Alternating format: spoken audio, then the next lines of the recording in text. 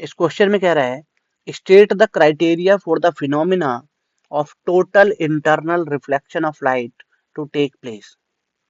ठीक, तो अब देखो टोटल इंटरनल रिफ्लेक्शन की दो कंडीशन है। सबसे पहली क्राइटेरिया ये है कि light travel from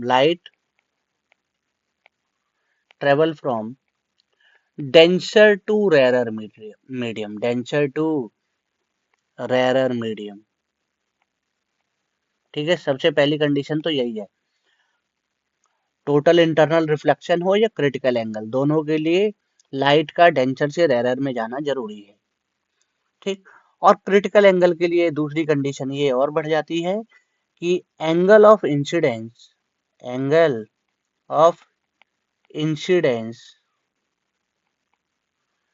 is,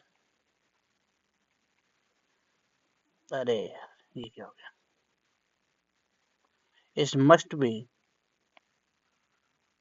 equal, ओहो इक्वल टू कहाँ से आ गया, must be greater than, must be greater than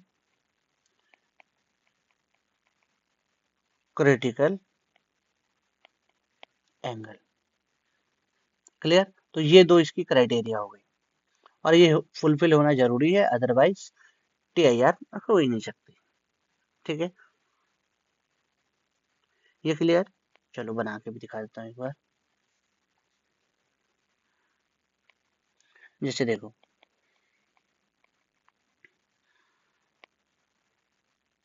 जैसे लाइट डेंसर,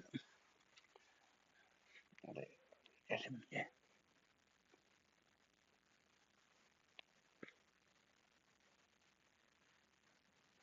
जैसे लाइट डेंसर से रेयरर जाती है, ये देखो कर्व बन गया, क्या कहूँ। ठीक है, जब लाइट डेंसर से रेयरर जाती है तो ऐसे में एंगल ऑफ इंसिडेंस से ज्यादा होती है। अब जब एंगल ऑफ इंसिडेंस को थोड़ा बढ़ाओगे तो एंगल ऑफ रिफ्रैक्शन और बढ़ेगी। ठीक है, तो इसके बाद एक ऐसा एंगल ऑफ इंसिडेंस आएगा, एक ऐसा एंगल ऑफ इंसिडेंस आएगा जिसपे एंगल ऑफ रिफ्रैक्शन क्या हो जाएगी, 90, angle of refraction becomes 90।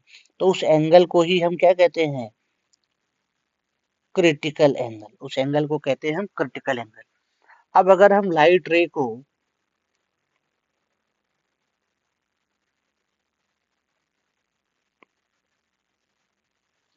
Critical angle से हल्का सा भी बढ़ा, थोड़ा सा भी बढ़ा है तो एंगल ऑफ रिफ्रैक्शन 90 से तो ज्यादा नहीं हो सकती ना, तो फिर लाइट क्या होती है, बाउंस बैक कर जाती है सेम मीडियम में। तो इसी फिनोमिना को हम क्या कहते हैं, टोटल इंटरनल रिफ्लेक्शन। और एंगल आर आई से बड़ी तभी होती है जब लाइट कहाँ से कहाँ ट्रेवल कर रही हो, डेंसर टू रेयरर। ठीक है, तो ये तो क्रिटिकल एंगल हो या टीआईआर हो, दोनों के लिए पहली कंडीशन तो होना जरूरी है। और टीआईआर के लिए कंडीशन और ऐड हो जाती है कि angle of incidence must be greater than critical angle. Clear.